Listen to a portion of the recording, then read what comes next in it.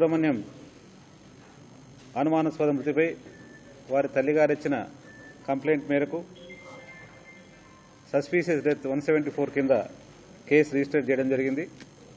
సబ్సిక్వెంట్గా మనం ఇన్వెస్టిగేషన్లో భాగంగా మొట్టమొదట వారి బంధువులు వారికి ఉన్న అనుమానాలు అయితేనేమి ఏ ప్రోద్బలంతో కానీ మొట్టమొదటి వాళ్ళు సహకరించగా మళ్ళీ నెక్స్ట్ డే నాడు వాళ్ళ యొక్క ఇంక్వెస్ట్లో పార్టిసిపేట్ చేసి వారిచ్చిన వాంగ్మూలం ప్రకారం వారిచ్చిన ఎవిడెన్స్ ప్రకారం వాళ్ళు ఇచ్చిన స్టేట్మెంట్ ప్రకారం వెంటనే ఈ యొక్క కేసును మనం 302 మర్డర్ కేసు, అలాగనే ఏదైతే మృతుడు ఉన్నారో ఆయన ఎస్సీ సామాజిక వర్గానికి చెందినవారు కాబట్టి ఎస్సీ యాక్ట్ ప్రొవిజన్స్ సెక్షన్స్ కూడా మనం ఆల్టర్ చేయడం జరిగింది. సో ఇంక్వెస్ట్ మనకు ఏదైతే శవ పంచనామా చేసినప్పుడు ఇందులో వారు సాక్షులు ఇచ్చిన దాని ప్రకారం ప్రధాన ముద్దాయిగా ఎమ్మెల్సీ అనంతబాబును మనం ఆ కేసులో గురించి ఈ 302 ఎస్సీ సెక్షన్ కింద మనం 22 నాడు సెక్షన్ ఆల్టర్ చేసి కాకినాడ డీఎస్పీ భీమరావు గారికి ఇన్వెస్టిగేషన్ బాధ్యతలు మనం అప్పచెప్పడం జరిగింది. దాని తర్వాత ఎప్పుడైతే 22 నాడు మన సెక్షన్ ఆల్టర్ అయిన తర్వాత ఇందులో ప్రధాన నిందితులైన ఎమ్మెల్సీ అనంతబాబు కొరకు ఒక 6 బృందాలతో ఈయన గురించి మనం సెర్చ్ చేయడం జరిగింది. కంటిన్యూస్గా దాంతోపాటు సైమల్టేనియస్గా ఈ కేసు సంబంధించిన అదర్ ఎవిడెన్సెస్ కలెక్ట్ చేసుకుంటూ తర్వాత బోత్ టెక్నికల్ కావచ్చు విట్నెస్ ఎగ్జామినేషన్ ఆ ప్రాసెస్ కంప్లీట్ చేసుకుంటూ అతని కోసం గాలింపు చర్యలు చేపట్టి ఈరోజు మార్నింగ్ మనం అందులో నిందితుడైన అనంతబాబు గారిని కస్టడీలోకి తీసుకోవడం జరిగింది. కస్టడీలోకి తీసుకొని అతనితో పూర్తిగా ఇంటరాగేట్ చేయడం జరిగింది. ఇంటరాగేట్ చేసి ఆయన ఇచ్చిన వాంగ్మూలం ప్రకారం తర్వాత ప్రాథమికంగా ఈ కేసులో మనకు లభించిన ఆధారాలకు ఆధారంగా టెక్నికల్ డేటా అయితేనేమి సో ప్రిలిమినరీ ఇన్వెస్టిగేషన్ బేసిస్ మీద నిందితుడి కన్ఫెషనల్ స్టేట్ మీద ఆధారంగా కొంత టెక్నికల్ డేటా ఆధారంగా అతన్ని ప్రైమా ఫేసి అక్యూజ్డ్గా గుర్తించి ఈరోజు అరెస్ట్ చేశాము.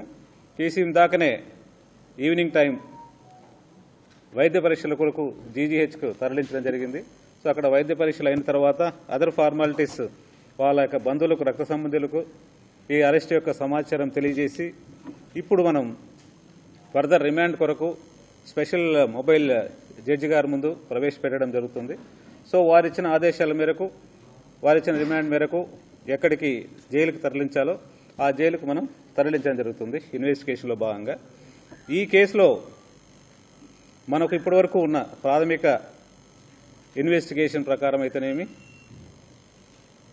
ఈ చనిపోయిన మృతుడి యొక్క బంధువుల యొక్క స్టేట్మెంట్ల ప్రకారం తర్వాత నిందితులు ఇచ్చిన వాగ్మూలం ప్రకారం ఈ కేసులో మనకు తెలిసిన ఫ్యాక్ట్స్ అంటే ఏంటంటే ఏదైతే 19వ తారీఖు నాడు ఈ సంఘటన జరిగిన రోజు ఏదైతే నిందితుడు తర్వాత దానికి సంబంధించిన దీంట్లో డిసీజ్డ్ మొట్టమొదటిగా ఆయన ఇంటి నుంచి దాదాపు 8 గంటల ప్రాంతానికి వాళ్ళ మదర్కి చెప్పి బయటికి రావడం, వాళ్ళ మిత్రులతో కలిసి కొంత లిక్కర్ పర్చేజ్ చేసి ఏదైతే ఇక్కడ మనకు శ్రీరామ్ నగర్ ఆ ఏరియాలో ఓల్డ్ నవభారత్ స్కూల్ ప్రెమిసెస్లో అక్కడ వీళ్ళందరూ కలిసి దాదాపు 8:30 అప్పుడు 9 ప్రాంతంలో అక్కడ మద్యం సేవించడం జరిగింది.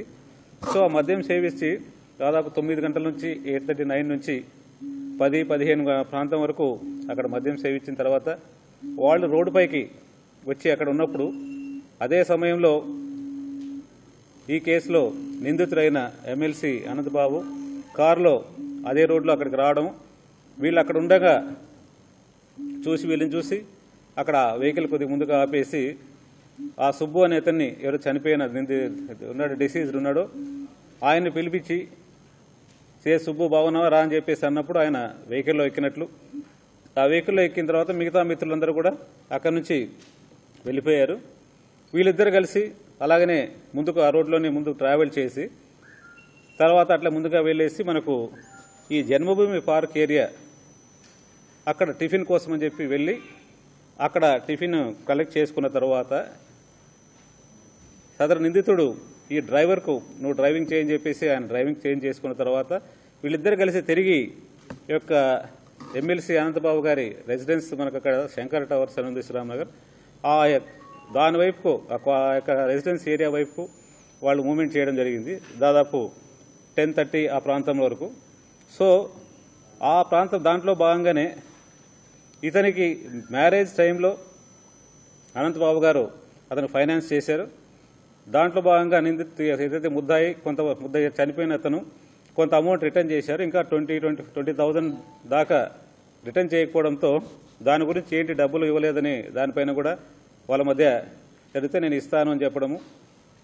సో తర్వాత అతను అనడం ఏంటంటే, నువ్వు ప్రవర్తన మార్చుకొని బాగుంటే మీ తల్లి నేను మళ్ళీ అగైన్ నా దగ్గర ఉద్యోగం తీసుకోమన్నది, నువ్వు ప్రవర్తన మార్చుకోలేదు, మళ్ళీ నీ దగ్గర నుంచి లిక్కర్ తీసుకున్నావు, లిక్కర్ స్మెల్ వస్తుంది, నీలో మార్పు రాలేదు అన్న విషయం మీద ఆర్గ్యుమెంట్ జరగడం జరిగింది. వీళ్ళ ఈ రెసిడెన్స్ దగ్గర శ్రీరామనగర్ శంకర్ టవర్ దగ్గరకు రీచ్ అయిన తర్వాత బయట కారు ఆపి దిగినప్పుడు నువ్వు నీ పద్ధతి మార్చుకోలేదు, నువ్వు ఇలాగనే తాగి తిరుగుతున్నావు అని అతను తిట్టేసి కొట్టేదానికోసము అనంతబాబు గారు ఆయన పైనకి వెళ్ళడం జరిగింది. ఆ బయట ఈ మన అపార్ట్మెంట్స్ అవుట్ సైడ్లో కొట్టేదానికి ముందుకెళ్ళినప్పుడు ఇతను ఆల్రెడీ తంగన్ కండిషన్లో ఉన్నాడు. ఇతను కూడా అతనిపైకి తిరుగుబాటు ఎదురెళ్ళి ఎందుకన్నా కొడతావు అని చెప్పేసి ఎదురు మాట్లాడేటప్పటికీ ఇతను ఈగో హర్ట్ అయిపోయి అతను మెడపెట్టుకుని నెట్టాడు. నెట్టేసినప్పుడు అక్కడ ఏదైతే బయట మనకు అపార్ట్మెంట్ బయట పైన ఒక గ్రిల్ ఉన్నది, ఆ గ్రిల్లు దానిపైన దాని దగ్గర గట్టు, తర్వాత మనకు అక్కడ డ్రైనేజ్ కెనాల్ ఉంది. సో అతను ఆ ఫోర్స్ మీద బ్యాక్ అట్లాగనే సుబ్రహ్మణ్యం అతను బ్యాక్ ఆ గట్టు మీద పడ్డం, గట్టు మీద పడినప్పుడు తలకి బ్యాక్ హెడ్ ఇంజరీ, హెడ్ మీద వెళ్ళినప్పుడు దెబ్బటి తల కొట్టుకొని ఇతను మళ్ళా నన్నే కొడతావా అని చెప్పేసి కోపంతో మళ్ళీ అతన్ని తిట్టినప్పుడు రెండోసారి మళ్ళీ ఫోర్స్గా మెడ మీద అట్లా చేయి పెట్టేసి గలంగా మళ్ళీ కొట్టాడు వెనక్కి. కొట్టినప్పుడు ఆ వెనక ఆ గ్రిల్ లాంటిది ఐరన్ పైప్స్, అది దానికున్న షార్ప్ ఆబ్జెక్ట్తో మళ్ళీ హెడ్ ఒకటి బ్యాక్ సైడ్ ఇంజరీ అయింది. సో అక్కడ బ్లీడింగ్ ఇంజరీ అయినప్పుడు వెంటనే ఇతను గమనించేసి వెంటనే హాస్పిటల్కి షిఫ్ట్ చేయాలని చెప్పేసి అతను తీసుకొని అతని వెహికల్లో ఎక్కించుకోవడం జరిగింది. దాదాపు 10:30 ప్రాంతంలో దాదాపు ఆ టైంలో జరిగిన వెంటనే వెంటనే అతని వెహికల్లోనే ఎక్కించుకొని డెఫినెట్గా ఈ రోడ్లో మనకు మెయిన్ రోడ్డుకు వచ్చేసి ఈ JNTU ఆ రోడ్లో ట్రావెల్ చేసి ఆ రోడ్లో మనకు ఈ జనతా హాస్పిటల్ అక్కడ 2-3 హాస్పిటల్స్ ఆయన చెక్ చేసుకుంటే ఆ హాస్పిటల్స్ అన్ని అక్కడ డాక్టర్స్ అవైలబిలిటీ లేకపోవడం, ఆ హాస్పిటల్స్లో క్లోజ్ అయి ఉన్నప్పుడు ఈ మధ్యలో అలా ట్రావెల్ చేస్తున్నప్పుడు మధ్యలో ఇతను ఏదైతే ఫస్ట్ ఎక్కిళ్ళు వచ్చాయి వెనక నుంచి, ఎక్కిళ్ళ శబ్దం అయిన తర్వాత వాటర్ తీసుకోమని చెప్పేసి అతనికి వాటర్ ఇచ్చాడు. సో అతను వాటర్ కొంత కన్జ్యూమ్ చేసిన తర్వాత అలాగనే అది వెక్కిలతో అలా సౌండ్ వచ్చేసి మళ్ళీ అతను వెంటనే పలక్కపోవడంతో అతను వెనక్కి తిరిగి చూసి ఏం పలకట్లేదని చెప్పేసి అతని మనం ఇక ముక్కు దగ్గర మనం చేయి పెట్టేసి శ్వాస వస్తుందా లేదని చూసినప్పుడు డౌట్ఫుల్గా దాంట్లో శ్వాస రాలేదని చెప్పి గమనించి వెంటనే అతను మళ్ళీ అతని చెస్ట్ పైన కానీ అక్కడంతా చెక్ చేసుకున్నప్పుడు సో ఈయన ఆ యొక్క శ్వాస ఆగిపోయింది కాబట్టి చనిపోయినాడని చెప్పి భావించాడు. చనిపోయినాడని భావించిన తర్వాత ఇక ఇప్పుడు వెంటనే ఆ షాక్ నుంచి ఎలా చేయాలా ఏం చేయాలని చెప్పేసి ఆలోచన రాని టైంలో అతను ఇచ్చిన వాగ్మూలం ప్రకారం ఏమన్నాడంటే, ఇతనికి ఏదైతే మన సుబ్రహ్మణ్యంకు ప్రీవియస్గా హిస్టరీ తాగినప్పుడు ఒక 4-5 సార్లు ఇంతకుముందు యాక్సిడెంట్ చేసిన హిస్టరీ ఉంది.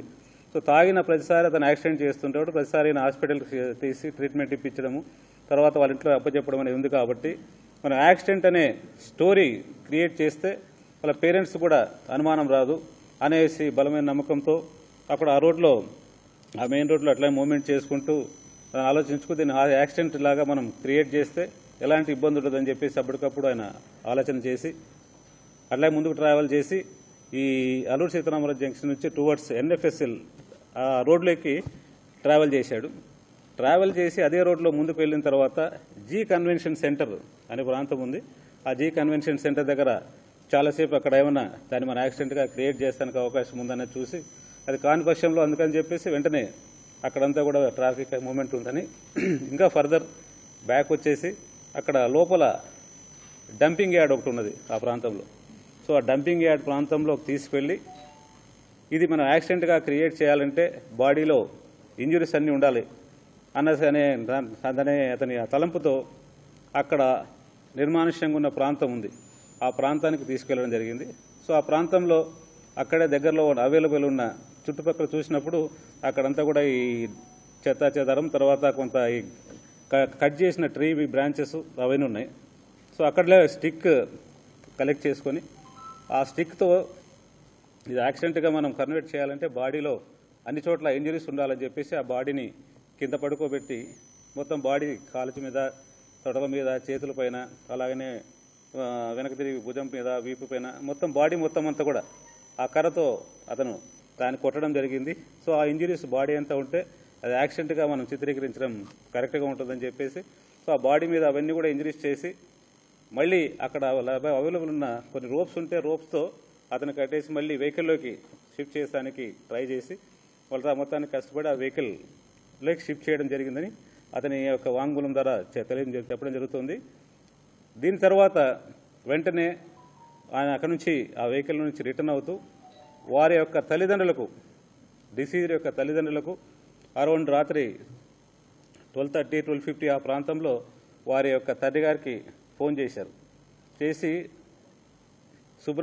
సుబ్బుకు యాక్సిడెంట్ అయినట్లు నాకు సమాచారం వచ్చింది, నేను అక్కడికి వెళ్తున్నాను, ఇక్కడ ఎవరో యాక్సిడెంట్ చేసిపోయారు, అన్కాన్షియస్గా ఉన్నాడు అని ఫస్ట్ వాళ్ళకి తెలియజేసినప్పుడు వెంటనే ఈ యొక్క డిసీజ్ యొక్క పేరెంట్స్ వాళ్ళ బ్రదర్ అయిన నవీన్ అనే అతనికి అలర్ట్ చేసి, బాబు ఒకసారి నువ్వు కూడా చెక్ చేసుకుంటే వాళ్ళు నిందితుడికి సంబంధించిన బంధువులు ఆ జీజీహెచ్లోను, తర్వాత ఇతను చెప్పిన రోడ్లో ఆ ప్రాంతంలో అంతా చెక్ చేసుకుని మళ్ళీ వెయిట్ చేస్తున్న తరుణంలో రెండో కాలు అరౌండ్ 1:30కి ఈయన సాధారణ ఇప్పుడు నిందితుడు ఏదైతే ఉన్నారో అనంతబాబు రెండో కాలు వాళ్ళ బ్రదర్ వాళ్ళకి ఫోన్ చేసి, నేను ఇతన్ని ఆల్రెడీ సుబ్బుని కలెక్ట్ చేసుకున్నాను, హాస్పిటల్కి షిఫ్ట్ చేస్తున్నా, అక్కడ అమృత హాస్పిటల్ ఉంది భానుగుడు జంక్షన్ ఏరియాలో, అమృత హాస్పిటల్ దగ్గరికి మీరు రాండి అని వాళ్ళకి చెప్పడం, ఆయన అక్కడి నుంచి అమృత హాస్పిటల్ దగ్గరికి రీచ్ అయ్యే టైంకంతా వీళ్ళ ఫ్రెండ్ వాళ్ళ బ్రదర్ అయిన నవీన్ తన మిత్రుల సహాయంతో అక్కడికి వచ్చారు.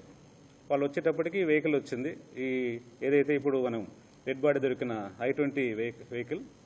సో అక్కడ అమృత హాస్పిటల్ దగ్గర అవైలబుల్ ఉన్న డాక్టర్ ఈ యొక్క బాడీని ఈసీజీ తీశారు, టెస్ట్ చేసి ఆయన చనిపోయినట్లు డిక్లేర్ చేయడం జరిగింది. సో అక్కడ వాళ్ళందరూ కూడా వాళ్ళ బ్రదర్స్ వాళ్ళందరితో మాట్లాడి ఇతని వెహికల్లో ఆ బాడీని తీసుకొని మనకు 2 టౌన్ లిమిట్స్లో కోనాయిపాలెం ఏరియాలో వాళ్ళ తల్లిదండ్రుల రెసిడెన్స్ ఉంది, అంటే వాళ్ళ తల్లిదండ్రులు అక్కడ అపార్ట్మెంట్లో వాచ్మెన్గా చేస్తున్నారు. సో ఆ ఏరియాకు ఈ అనంతబాబు వాళ్ళ బ్రదర్స్తో పాటు ఆ బాడీని అక్కడ తీసుకెళ్లి అక్కడ వాళ్ళ పేరెంట్స్కు అప్పచెప్పాలని ప్రయత్నం చేయడం జరిగింది. సో అక్కడ ఈ యొక్క బాడీ పైన అప్పటికప్పుడు కనబడుతున్న అవైలబుల్ ఇంజరీస్ వాటి మీద అంటే వాళ్ళకు యాక్సిడెంట్ కాదు, ఎలా జరిగిందో చెప్పాలని చెప్పేసి అక్కడ వాళ్ళ మధ్య ఆర్గ్యుమెంట్ జరిగింది. కొంత టైం దాదాపు ఇదంతా రాత్రి 2:30 నుంచి దాదాపు ఒక 1 అవర్ దాకా అక్కడ వాళ్ళ మధ్య చర్చలు, ఆర్గ్యుమెంట్ జరిగిన తర్వాత సబ్సిక్వెంట్గా లేదు మాకు ఇది అనుమానం ఉంది, మేము పోలీస్ కేసు ఇచ్చి దాంతోనే మేము తేల్చుకుంటామని చెప్పి దాని మీద ఆర్గ్యుమెంట్ జరిగిన తర్వాత దాదాపు 4 గంటల ఆ ప్రాంతంలో 3:30-4 గంటల ప్రాంతంలో ఈ ఆర్గ్యుమెంట్లో భాగంగా ఆ బాడీని ఆ వెహికల్ని అక్కడ ఆయన వదిలేసేసి అక్కడ నుంచి ఆయన వేరే వ్యక్తి మోటార్ సైకిల్ అక్కడ ఉన్న ప్రజెంట్ అయిన వాళ్ళ రిక్వెస్ట్ చేసి వాళ్ళ మోటార్ సైకిల్లో ఆయన ఇంటికి మళ్ళీ బ్యాక్ రిటర్న్ వెళ్ళిపోవడం జరిగింది. ఇదంతా ఏంటంటే మనకు ప్రాథమిక ఇన్వెస్టిగేషన్లో తెలిసిన ఫ్యాక్ట్స్. దీంట్లో ప్రాథమిక ఇన్వెస్టిగేషన్ దానికి జోడింపుగా ఆయన యొక్క వాంగ్మూలం, ఆయన కన్ఫెషనల్ స్టేట్మెంటు, తర్వాత కొంత ప్రిలిమినరీగా మనకు అవైలబుల్ ఎవిడెన్స్తో, టెక్నికల్ ఎవిడెన్స్తోనూ ఇతన్ని ప్రైమా ఫేసి నిందితుడిగా భావించి ఈరోజు మనం అరెస్ట్ చేసి రిమాండ్ పంపిస్తున్నాము. ఇందులో ఇంకా ఫర్దర్ డీటెయిల్ ఎంక్వైరీ కొనసాగుతుంది. ఇంకా దీంట్లో ఇంకా ఏమేమి ఫ్యాక్ట్స్ ఉన్నాయి, ఇంకా ఎవరెవరు ఏమైనా ఇంకా అడిషనల్గా ఉన్నారా, దీంట్లో ఇంకా ఏం జరిగాయి అన్న విషయాలు, ఎందుకంటే మనకు ఇప్పుడు అరెస్ట్ చేసిన తర్వాత 24 అవర్స్లో ప్రొడ్యూస్ చేయాల్సి కాబట్టి మనకున్న ఫస్ట్ ప్రాథమిక సమాచారం మేరకు దీన్ని టోటల్గా ఈరోజు అరెస్ట్ చేసి రిమాండ్ పంపించాము. డీటెయిల్ ఎంక్వైరీ కొనసాగుతుంది. సో పూర్తి వివరాలన్నీ కూడా మనం ఎంక్వైరీలో అవన్నీ తీసి ఫైనల్గా మనం ఛార్జ్ షీటు ఇవన్నీ కూడా పద్ధతి ప్రకారం వేసడానికి కోసం అవైలబుల్ ఎవిడెన్స్ బోత్ మనకు అవైలబుల్గా ఉన్న టెక్నికల్ డేటా, మేము కాల్ డీటెయిల్స్ కావచ్చు, సీసీ కెమెరా నెట్వర్క్ కావచ్చు, ఇవన్నీ కూడా పరిశీలించడం జరుగుతుందండి. ఇందులో ఏంటంటే ఇప్పటివరకు this is preliminary investigation only and confessional statement of the accused. దీంట్లో మోటివ్ పార్టీ తీసుకొచ్చినప్పుడు మెయిన్ మొట్టమొదట వాళ్ళ మధ్య జరిగిన ఆర్గ్యుమెంటు, అప్పటికప్పుడు ఆ ఈగో ప్రాబ్లం వల్ల నన్నే ఎదిరిస్తాడు, నన్నే నా మీద దాడి చేస్తాడనే దానిపైన అతనిపైన సడన్గా నెట్టేయడము, తర్వాత రెండోసారి కూడా ఆర్గ్యూ చేసి రెండోసారి కూడా నెట్టేసి దీన్ని సాక్ష్యాధారాలను మొత్తం తారుమారు చేసి ఒక యాక్సిడెంట్గా మార్చాలనే ప్రయత్నంతో ఆ బాడీల మీద అంతా కూడా ఇంజరీస్ చేసిన ఈ ప్రధాన ముద్దాయి మీద మనం 302 కింద, స్క్రీనింగ్ ఆఫ్ ఎవిడెన్స్ కింద 201 ఈ సెక్షన్స్ కింద ఈరోజు అరెస్ట్ చేసి రిమాండ్కి పంపిస్తున్నాము. ఫర్దర్ డీటెయిల్స్ మనం డీటెయిల్ ఇన్వెస్టిగేషన్ అయిన తర్వాత ఆ డీటెయిల్స్ కూడా మనం టైం మీకు అందరూ తెలియజేయడం జరుగుతుంది. ఇందులో ఈ ఇన్వెస్టిగేషన్లో భాగంగా రాష్ట్ర ప్రభుత్వం నుంచి అయితేనేమి, రాష్ట్ర డీజీపీ గారి నుంచి కూడా టైం చాలా క్లోజ్గా మానిటరింగ్ చేయడం జరుగుతుంది. చాలా టెక్నికల్గా, అందులోనూ డీఏజీ గారు కూడా ప్రత్యక్షంగా ఇక్కడికి వచ్చేసి పర్సనల్గా ఆయన సూపర్వైజ్ చేశారు ఇన్వెస్టిగేషన్. ఇండైరెక్ట్గా మనకు డీజీపీ గారు టైం ఎవరు కూడా కేసును మానిటర్ చేయడం, ప్రభుత్వం వైపు నుంచి కూడా సీఎంతో ఇంక్లూడింగ్ సీఎం గారి దగ్గర నుంచి అందరూ కూడా ఎలాంటి ఒత్తిళ్లకు లోను కాకుండా ఇంపార్షియల్గా ఎంతటి వారైనా ముద్దాయిలైతే క్షమించలేదనే నేపథ్యంతో మనం ఇన్వెస్టిగేట్ చేశాము. సో దాంట్లో ప్రకారం అనుకున్న ప్రకారమే సెక్షన్ ఆల్టరేషన్ ఇమ్మీడియట్గా మనకి ఇంక్వెస్ట్ అయిన తర్వాత చేశాము. తర్వాత దీని మీద సీరియస్గా తీసుకొని టీమ్స్ పెట్టి నిందితుని కూడా మనం వితిన్ సెక్షన్ ఆల్టరేషన్ అయిన దాదాపు 24 అవర్స్లోనే మనం నిందితుని అరెస్ట్ చేసి రిమాండ్ పంపించాం. Thank you.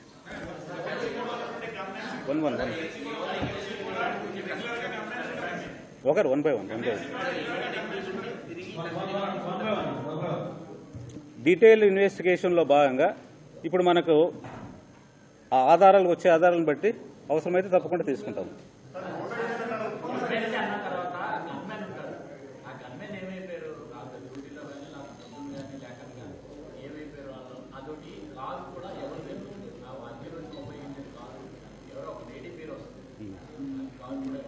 వస్తుంది, అవన్నీ ఇన్వెస్టిగేషన్లో మనం అన్ని చెప్తాం. ప్రాథమికంగా ఈరోజు అతని అరెస్టుకు కారణాలు అవన్నీ మనం ఈరోజు చెప్పాము. మళ్ళీ ఫర్దర్ డీటెయిల్స్ అన్ని కూడా కలెక్ట్ చేసుకొని దానిపైన మనం టైం మీకు ప్రెస్కు మీడియాకు మనం బ్రీఫ్ చేస్తాం.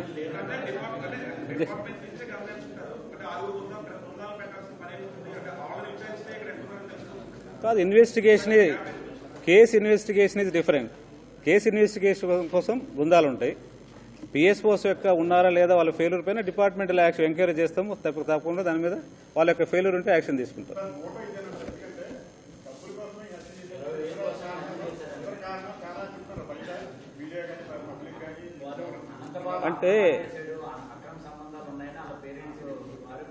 అంటే ఆరోపణలు చాలా ఉంటాయి. మనకు ఇప్పటి వరకు ప్రాథమికంగా లభించిన ఆధారాల మేరకు, అతనిచ్చిన వాంగ్మూలం మేరకు చేయడం, తర్వాత డీటెయిల్ ఇన్వెస్టిగేషన్లో అదర్ ఫ్యాక్ట్స్ ఏముంటే కూడా అవన్నీ కూడా ఇప్పుడేం this is not final, this is only arrest part వరకు మనకు కంప్లీట్ అయింది.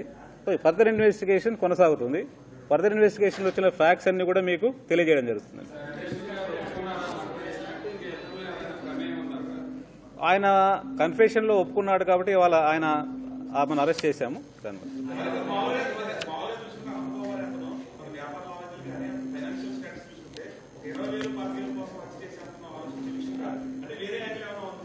ఏం లేదండి,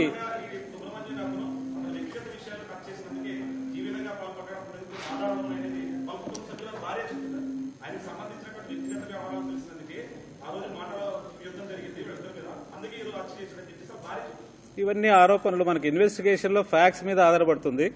బయట వాళ్ళు ఎన్ని ఆరోపణలు చేసినా మనకి ఇన్వెస్టిగేషన్లో వచ్చిన ఫ్యాక్ట్స్ మీదనే ఫర్దర్ ఇన్వెస్టిగేషన్ ఉంటుంది. దిస్ ఓన్లీ ప్రిలిమినరీగా ఈరోజు ప్రాథమికంగా మనకు లభించిన ఆధారాల మేరకు ఇది మనం అరెస్ట్ చేశాము. పూర్తి డీటెయిల్స్ ఇన్వెస్టిగేషన్లో ఏ ఫ్యాక్ట్స్ ఎగ్జామిన్ చేయాలో అవన్నీ కూడా ఎగ్జామిన్ చేయడం జరుగుతుంది. Thank you. మేమే అరెస్ట్ చేసామండి. అది మీకు ప్రెస్ నోట్లో ఇవ్వడం జరుగుతుంది.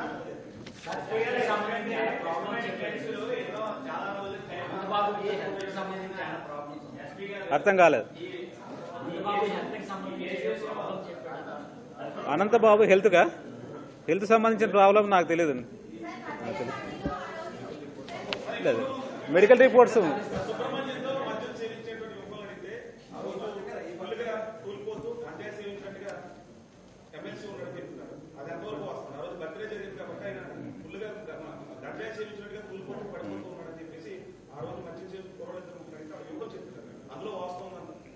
మా విచారణలో అదేం తెలియదు, ఎందుకంటే వాళ్ళందరూ డైరెక్ట్గా ఎంతో మాట్లాడిన సందర్భం లేదు. వాళ్ళు మాత్రం కలిసి తాగారు, అది మాత్రమే మన సమాచారం మేరకు.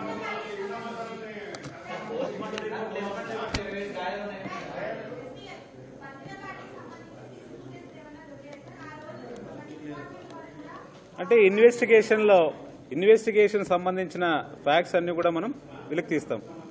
అంటే బర్త్డే పార్టీ అన్నది ఇన్వెస్టిగేషన్ సంబంధించినది అయితే ఖచ్చితంగా అది కూడా వెరిఫై చేస్తాం. మనకు తిమ్మాపురం పోలీస్ స్టేషన్ లిమిట్స్ లో ఎక్కడది పండూరు ప్రాంతంలో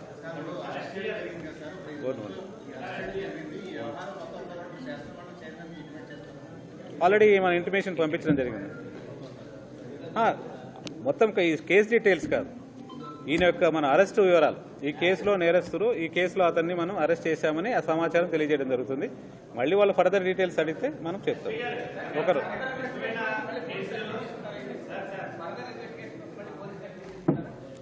మనకు వచ్చిన ప్రాథమిక ఎంక్వైరీ మాత్రమే. ఖచ్చితంగా వచ్చిన ఆధారాల మేరకు ఖచ్చితంగా అవసరమైతే తీసుకుంటాం. షూర్.